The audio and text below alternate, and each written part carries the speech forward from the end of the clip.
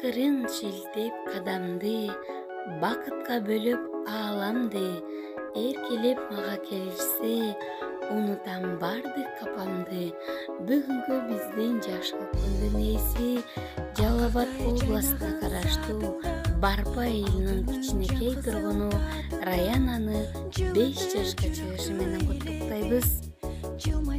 Бал ширин ар бир сөздөрүң, үмүтүм күлгүн көздөрүң, жанымда ойноп жүргөнүң, жарыгы ушул дүйнөнүн. Келечегиң кең болуп, баскан жолуң шыдыр болсун, жаратканым өмүр жолуңду жалаң жакшылык, оомат, ийгилик менен толтурууга себепкер болсун.